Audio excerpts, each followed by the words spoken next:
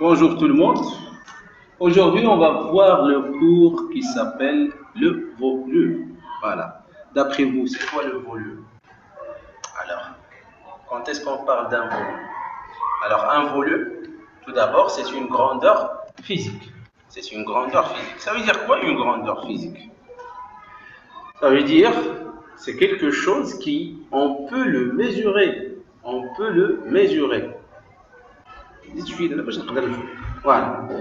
Alors, c'est quelque chose qui est mesurable. C'est clair? Alors, un volume, c'est quelque chose qu'on peut le mesurer.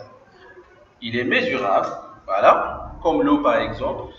On a ici une bouteille. On peut mesurer le liquide dans cette bouteille-là par exemple. Voilà. Alors, lorsqu'on dit mesurable, c'est-à-dire il a une unité de mesure. Voilà. Il a une unité. Et les unités, on connaît déjà, on a ce qu'on appelle l'unité internationale. Donc, commençons par volume et capacité, c'est grand, hein? Volume et capacité. Notion de volume et de capacité. Alors, le volume. Alors, le volume d'un corps, c'est quoi? Le volume d'un corps est une grandeur physique, elle est mesurable, représente l'espace occupé par ce corps. C'est-à-dire, je prends toujours l'exemple de la bouteille. Voilà. La bouteille, qu'est-ce qu'elle fait? Elle occupe un espace. Ça, c'est un volume. Moi, j'occupe un espace ici dans la salle. Vous occupez des espaces dans cette salle. Donc, vous avez un volume. Voilà. La capacité d'un récipient maintenant. C'est quoi la capacité d'un récipient? Alors, la capacité représente quoi? Par exemple, je donne l'exemple de la bouteille. C'est quoi la capacité de cette bouteille-là? En fait, c'est le volume maximal qu'il peut contenir. Je répète, c'est le volume maximal qu'il peut contenir. C'est la capacité de cette bouteille. Alors, il s'est écrit ici 2 litres. C'est-à-dire le volume maximal de cette bouteille, c'est quoi? 2 litres. C'est clair? Donc, 2 litres, c'est la capacité de cette bouteille. Par exemple, la bouteille d'alcool que tu as là, c'est quoi sa capacité? C'est déjà écrit. Tu vas trouver la valeur.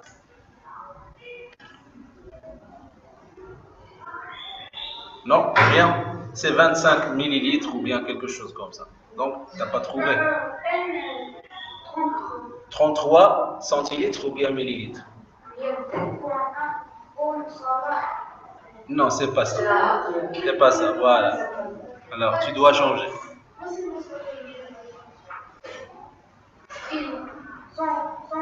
100 millilitres, c'est sa capacité, très bien. 100 millilitres. On verra ça, on verra ça. Alors, on symbolise le volume par la lettre quoi? Par la lettre V. Voilà. L'unité internationale de volume, c'est quoi? C'est le mètre cube. C'est le mètre cube. Il est de symbole M à la puissance 3. C'est le mètre cube, c'est M à la puissance 3. Non, c'est pas le mètre carré. Le mètre carré, c'est 2. M2. Ici, c'est le mètre cube. C'est clair? Alors, mètre carré, c'est pour la surface. Oui. Alors, pour les liquides, qu'est-ce qu'on utilise souvent? Les unités. Pour les litres, voilà, ou bien le litre. Alors, on utilise souvent le litre comme unité. Voilà. Alors, maintenant, on a les conversions suivantes. Donc on prend l'exemple, le premier exemple. Alors, on a 1 décilitre. Alors, comment on va faire ça dans le tableau? 1 décilitre. Donc, on va noter ici 1. C'est clair? Et on va convertir en quoi? En centimètres cubes. Donc, qu'est-ce qu'on doit ajouter? Ça, c'est l'unité des unités. Donc, on doit mettre ici des zéros. Voilà. Donc, ça vaut combien? Ça vaut 100. Alors, prenons l'exemple de 10 décalitres. Alors, on a 10 décalitres. Donc, 10 décalitres, il est ici. Voilà. Donc, on va mettre l'unité 0. Voilà, ici. Et 1 après. On va convertir en quoi? En millilitres. Donc, on va ajouter quoi? Des 0. Donc, ça nous donne combien? Ça nous donne 100 000 millilitres. Ça nous donne 100 000 millilitres. Pour les autres, 1 décimètre cube, 1 décimètre cube, donc c'est l'unité ici, ça c'est le décimètre cube. On va convertir en quoi? En litres, vous voyez? Donc en litres c'est toujours 1, c'est toujours 1. Et on aura encore 20 centimètres cubes. Alors, 20 centimètres cubes, c'est ici. Donc, on va mettre 0 ici et 2 ici. Voilà. On va convertir en quoi? En millilitres. En millilitres, ça nous donne 20, c'est elle-même. Voilà. Est-ce que c'est clair? Oui. Voilà. Donc, on passe. Maintenant, on va mesurer le volume d'un liquide.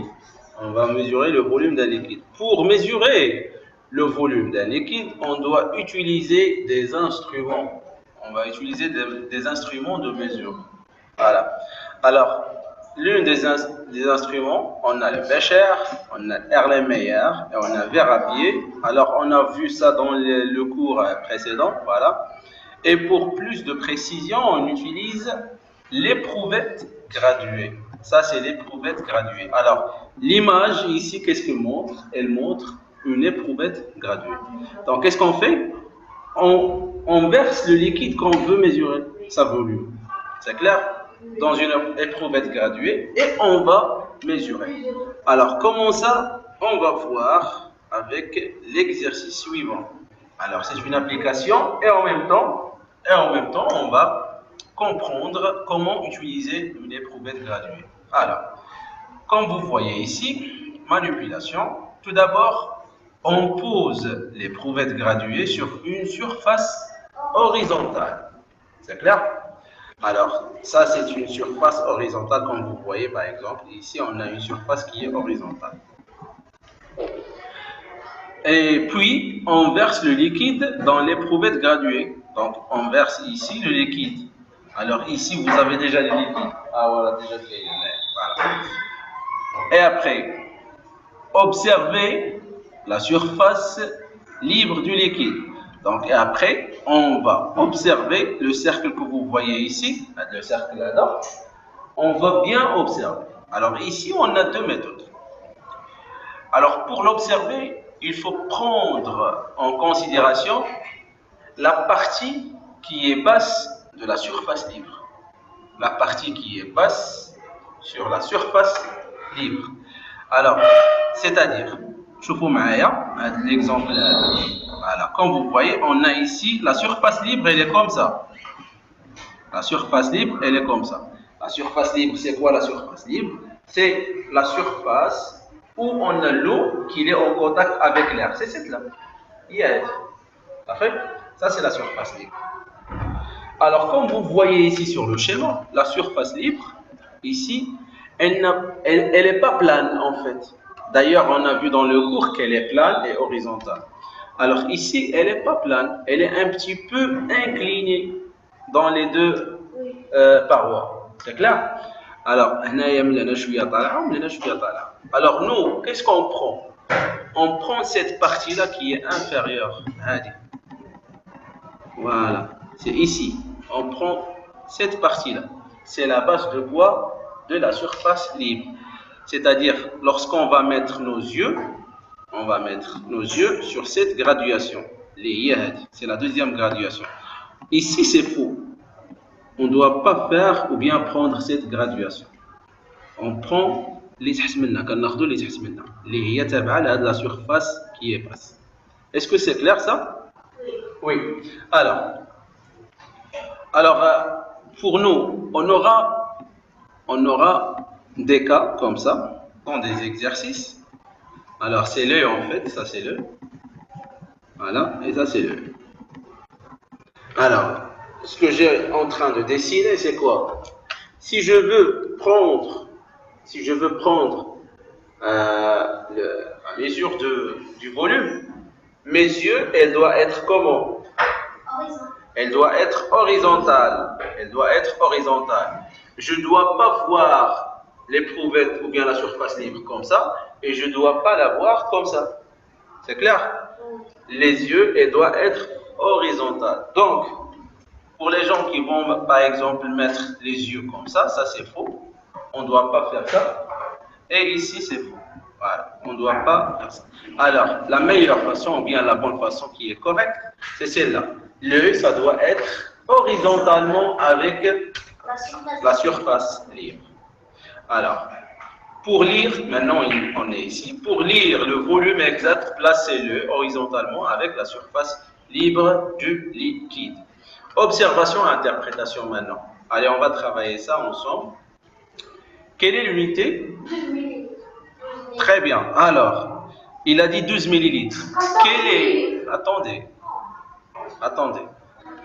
Quelle est l'unité de mesure inscrite sur l'éprouvette? Ce qu'ils ont demandé, c'est l'unité et ce n'est pas la valeur. Ils ont demandé l'unité. Oui? C'est le millilitre. Très bien. Alors, comment tu as connu cette information? Parce que c'est déjà noté. Très bien, Malak. Voilà, parce que c'est déjà noté. Vous voyez?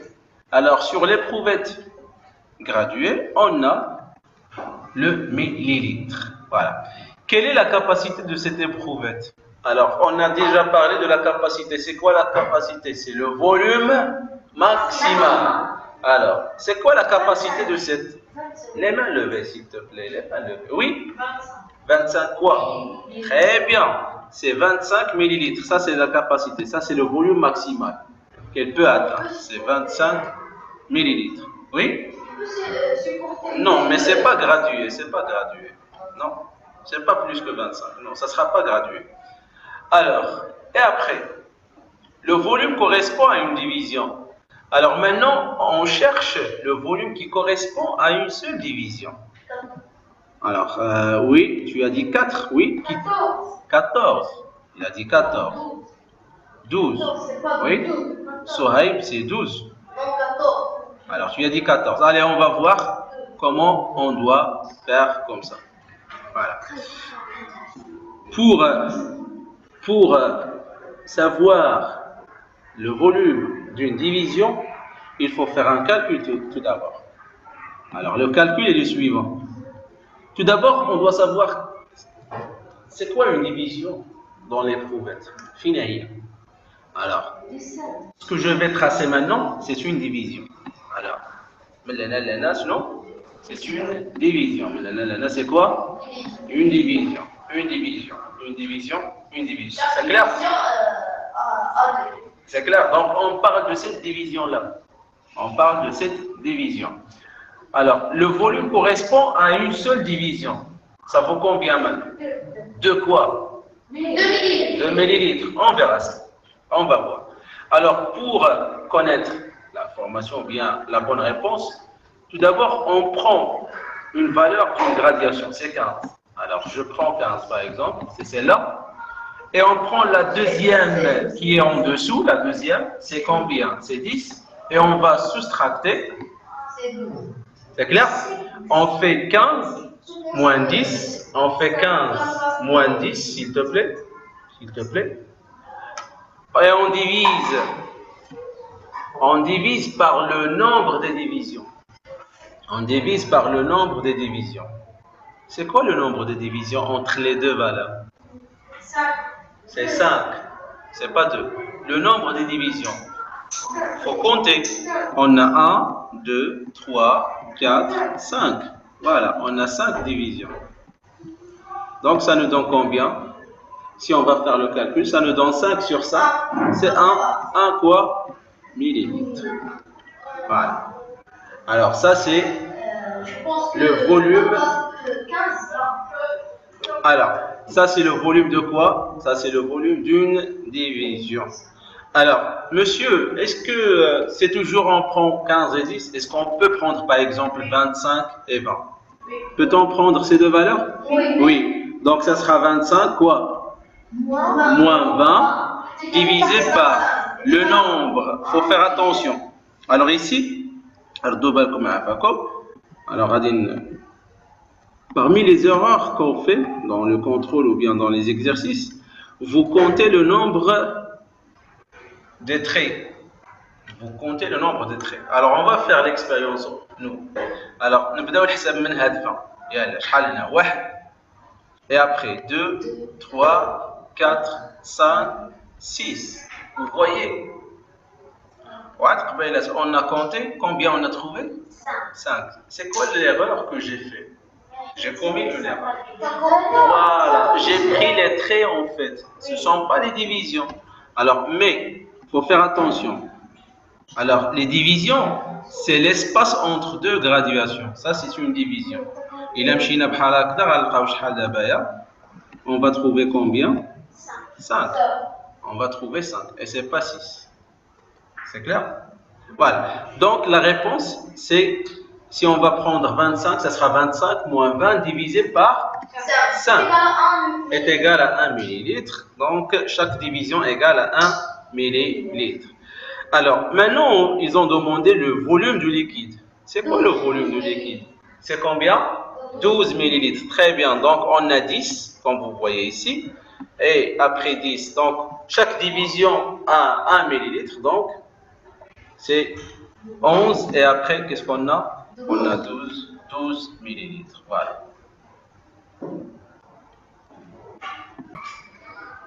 Alors, on passe au slide suivant. Conclusion. Alors, pour effectuer une mesure de volume avec une éprouvette graduée, qu'est-ce qu'il faut? Tout d'abord, il faut déterminer le volume qui correspond à une division, comme le calcul qu'on a déjà fait.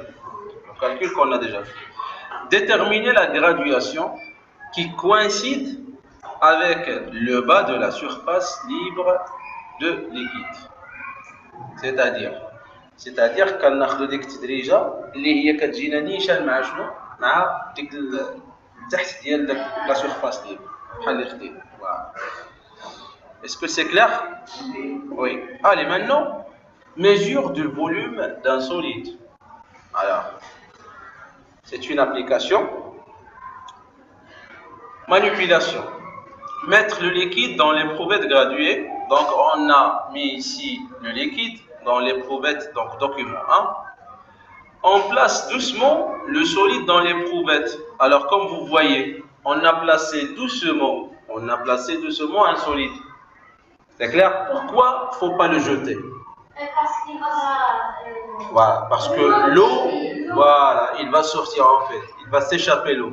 Mais nous, on veut garder le même volume d'eau, la même quantité d'eau. C'est clair? Donc, on doit doucement placer le solide dans l'éprouvette.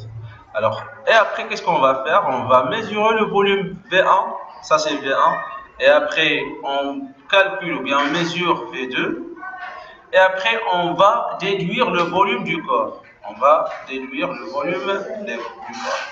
Alors, ce qu'il faut faire maintenant, alors, tout d'abord, on prend V1. V1, ça vaut combien V1, cette valeur-là? C'est combien? Oui, soit. On a ici. Non, il y a dit V1, non. Aïe. Et celle-là, c'est 12 millilitres. Comptez. Donc, c'est le même éprouvette qu'on a déjà travaillé. C'est 12 millilitres. Alors, 12 millilitres. Non, aïe. C'est clair? Voilà. Alors ici, c'est quoi V2? Ça vaut combien cette valeur V2? Ici. Alors, on a 15. Allez, vous mesurez. Après 15, qu'est-ce qu'on a? C'est 8. Voilà. Et 18. Très bien. 18. Alors, on a 18. Monsieur, ça veut dire la valeur solide, c'est 6 grammes. C'est 6 millilitres. Très bien, voilà. Alors, V1, c'est 12 millilitres. V2, c'est 18 millilitres. Est-ce qu'on peut déduire le volume du solide? Oui. On doit faire la soustraction. Donc, on fait 18 moins 12. Ça nous donne 6 millilitres. Alors, 6 millilitres ou bien 6 cm3, c'est le volume de quoi? De solide. Alors, quelles précautions faut-il prendre lors de la mesure du volume? Alors, il faut faire attention qu'on ne verse pas de l'eau, c'est-à-dire ne pas verser le liquide dehors l'éprouvettes lors de l'immersion du solide. C'est-à-dire, le solide, l'éprouvettes graduée, le solide, voilà.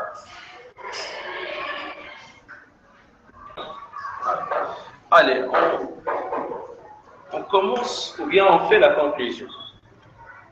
On mesure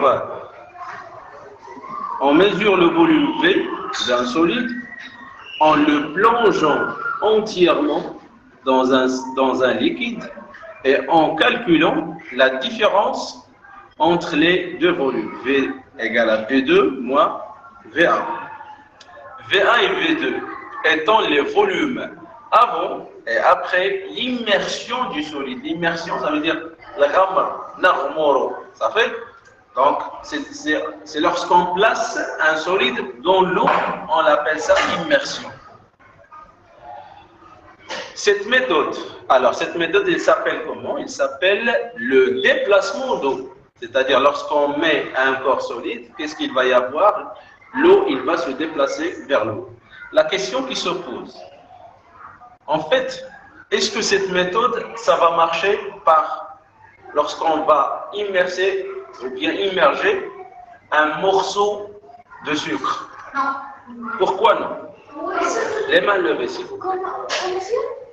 Est-ce que cette méthode, le déplacement du liquide, c'est là, par exemple, ce corps solide, est-ce qu'on peut, par exemple, mesurer un corps solide de poids d'un morceau de sucre?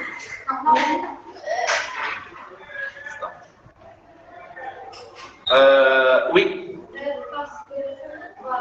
Va se dissoudre. Très bien. Donc, ça ne marche pas avec cette méthode-là, le sucre. Pourquoi? Parce qu'il va se dissoudre. Rédo. Voilà. Et il ne va pas garder son volume. C'est clair? Alors, est-ce que cette méthode, ça va marcher avec un morceau d'éponge, par exemple? Un morceau d'éponge. Vous connaissez l'éponge? Pas grosse qu'on a. Si on veut l'éponge. Est-ce que ça marche avec un éponge? Donc ça va absorber. Voilà, absorber. C'est clair? Donc ça ne marche pas. Alors, est-ce que ça va marcher avec, par exemple, oui, c'est du plastique. Alors le plastique, ce type de plastique, il va flotter sur l'eau.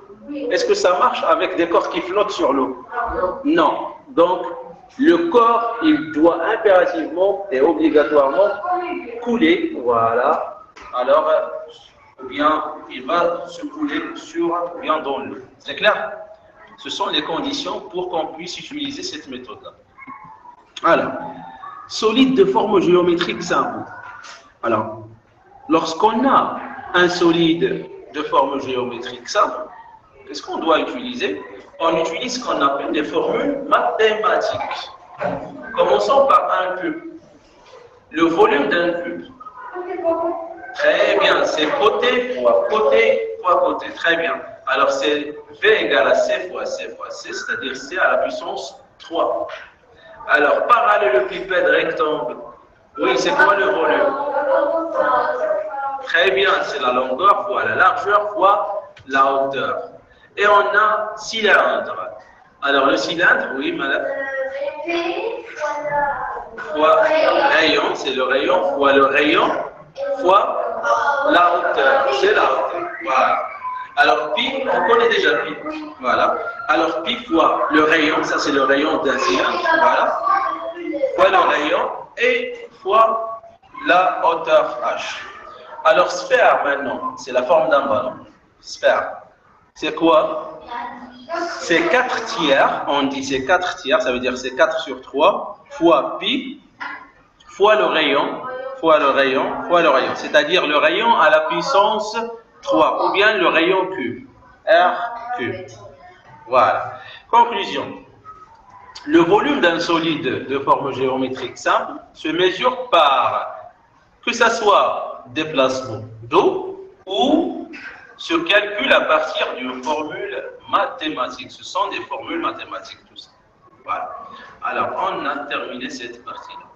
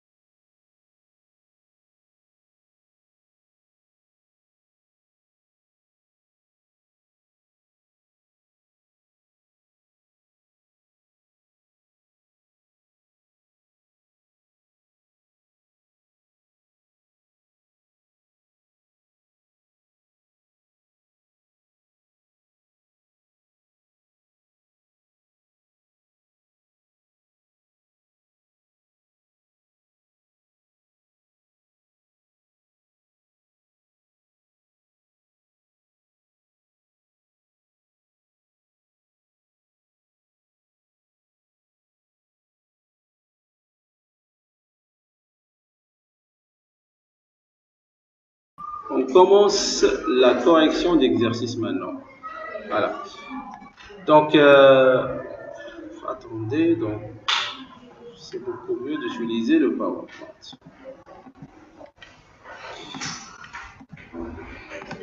Alors, 8,4 tonnes.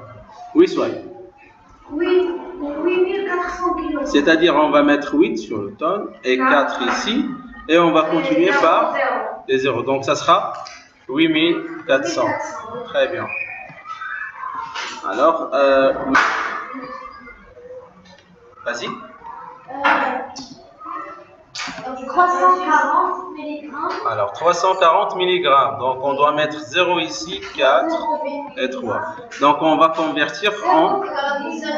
Donc, ça nous donne, pardon, 0,340. Voilà, 340 ou bien uniquement 34. C'est clair? Oui. 1112 grammes. 2. Dans la place de grammes. Très bien. Alors, donc 2, ça sera en grammes, voilà. Et j'ajoute les 1, voilà. Très bien. Très bien. On va faire la virgule ici. Très bien. Voilà. Oui, vas-y, Malek. On va mettre 2 dans le kilogramme.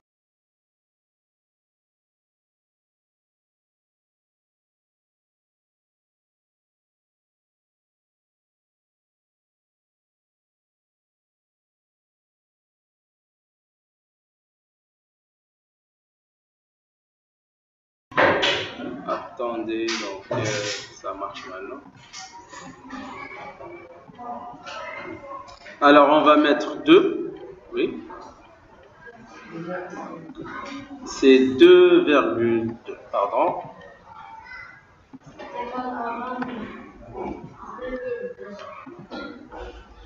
Donc ça sera 2 en kilogrammes, c'est ça? 2, voilà. Et 2 en hectogrammes, c'est ça? Et on va 2 zéros, ça sera 2200. Voilà. Très bien, on a terminé l'exercice maintenant. Alors, pour les réponses, ça sera la même chose, voilà. Alors, maintenant, tu n'as pas encore terminé. Voilà, donc on passe.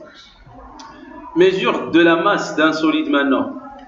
Utilisation de la balance Roberval. Alors ça, c'est la balance Roberval, vous voyez? Il contient 2 plateaux et l'aiguille. Donc, tout d'abord, on doit observer la balance à vide, c'est-à-dire lorsque les 2 plateaux sont vides. Ici, comme vous voyez, les 2 plateaux sont vides. Et repérer la position de l'aiguille. Alors, la position de l'aiguille, comme vous voyez ici, elle est à la position au milieu, c'est-à-dire elle est à la position d'équilibre. Elle est à la position d'équilibre. Placer l'objet à peser au milieu de l'un des plateaux, voilà, comme on a fait ici, on a placé, voilà. Et qu'est-ce qu'on a? On va placer dans l'autre côté les masses marquées. Vous voyez ici, ce sont les masses marquées. Une, ça vaut 100 grammes et l'autre 50 grammes. On a ajouté ces 2 masses marquées pour équilibrer les 2 plateaux. Et l'aiguille, ça doit être à la position d'équilibre. C'est clair? Alors, première question. Comment est la position d'équilibre dans la balance à vide, ici? Comment elle est pour lui? Voilà. Au milieu, c'est-à-dire elle est position d'équilibre. Voilà. Quelle est la somme des masses marquées? Quelle est la somme des masses marquées? Oui. Alors, la somme des masses marquées, ce sont les masses marquées. Vous voyez là, la somme dialogue? C'est 150 grammes. Très bien. Que représente cette somme pour l'objet? Alors, pour l'objet, c'est quoi? Ça représente quoi? C'est sa masse. C'est sa masse. Très bien. Alors, c'est la masse de l'objet. Voilà. Allez, on écrit ça. Allez. Donc, on passe. Conclusion. Alors, la masse de l'objet à peser mis dans l'un des plateaux est égale à la somme des masses marquées qu'il faut mettre dans l'autre plateau, voilà, pour faire revenir l'aiguille à la position d'équilibre à vide. Donc, pour peser un objet, donc on met dans un plateau l'objet et dans l'autre plateau, on met les masses marquées et on essaie de mettre les masses marquées pour obtenir l'équilibre. Comme ça, on peut déduire la masse de l'objet. Alors maintenant, l'utilisation de la balance électronique. Alors maintenant, on n'a pas la balance Roberval. La balance Roberval, il y a les 2 plateaux. Maintenant, on a la balance électronique. Alors, pour commencer l'expérience, on appuie sur on, c'est-à-dire on allume la balance. Quand la balance indique 0, posez l'objet à peser au milieu. Donc, on va mettre ici l'objet. C'est comme le document B. Vous voyez? Alors, et on va lire la valeur affichée sur l'afficheur de la balance. Ici, sur l'afficheur, on a la valeur. Alors, et on va répondre aux questions qu'on a ici. Que représente la valeur affichée sur l'écran de la balance? Alors, celle-là. Qu'est-ce qu'il représente? Oui. Allez, les autres, vas-y. La masse De l'objet, très bien. C'est la masse de l'objet ou bien du corps. Très bien. Alors, comparez cette valeur à celle obtenue par la balance Roberval. Parce qu'on parle de même objet. C'est le même objet. Alors, c'est quoi la différence? Si vous vous rappelez, est-ce que vous vous rappelez déjà de la masse? C'était 150 quoi? Grammes. Alors, c'est quoi la différence entre cette valeur et celle qui est affichée ici? Oui?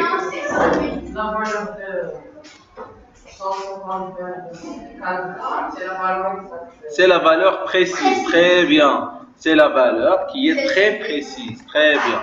Alors, elle est très précise. C'est 150,15 grammes. Alors, quelle balance vaut-il mieux utiliser et pourquoi? Oui. Alors, c'est la balance électronique. Pourquoi? Parce que donne la valeur précise. Exact. Très bien. Très bien. Il donne une valeur approximative. Voilà. Donc, on passe à la conclusion. Donc, Donc on va lire la conclusion. Une balance électronique affiche directement la masse mesurée et avec plus de précision que la balance de Robert Ball. Voilà. Alors, mesure de la masse d'un liquide maintenant. Alors, manipulation. Mettre en marche la balance et attendre que le zéro s'affiche sur l'écran. Donc ici, on a allumé notre balance. C'est clair? Et poser le récipient qui va contenir le liquide sur la balance. Ici, qu'est-ce qu'on a mis? On a mis un bécher. Ça, c'est un bécher. C'est clair? Voilà. C'est un récipient à vide. Bécher. Il s'appelle bécher. Voilà. Alors, c'est un récipient à vide. Oui?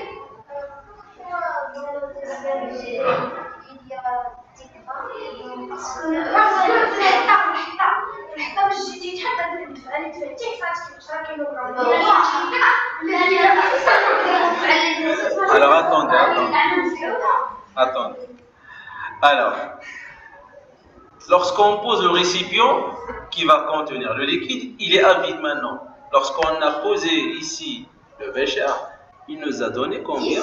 10 grammes, tout simplement. C'est-à-dire quoi? C'est-à-dire la masse du bécher égale à combien? Égale à 10 grammes. Voilà, tout simplement.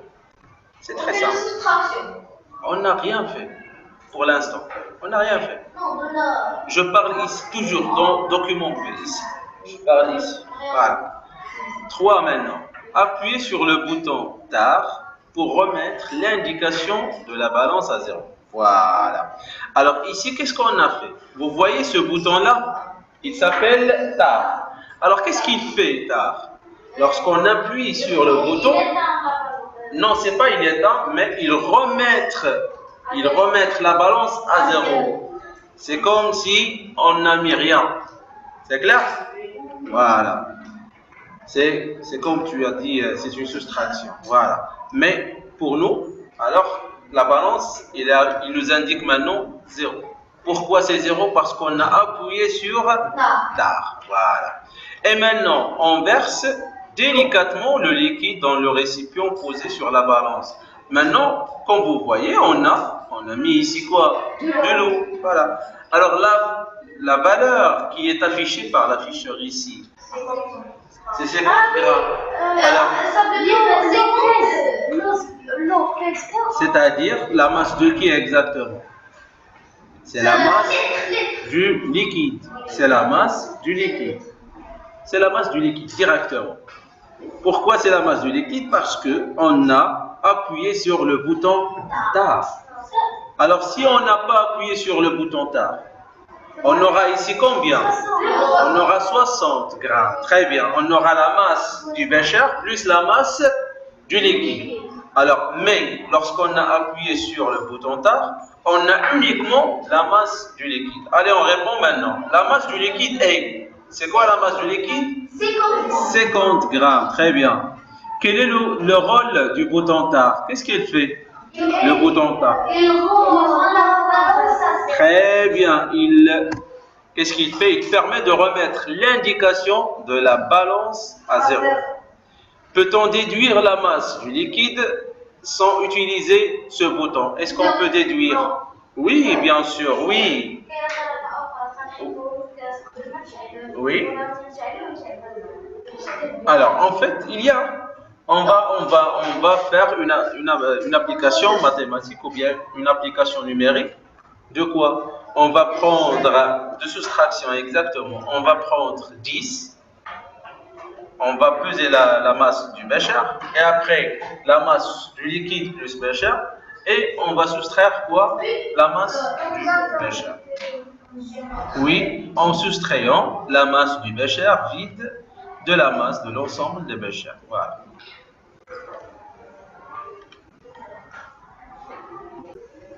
Alors, on passe. En conclusion, l'utilisation du bouton TAR dans une balance électronique permet de remettre l'indication de la balance à 0 pour ne mesurer que la masse du contenu.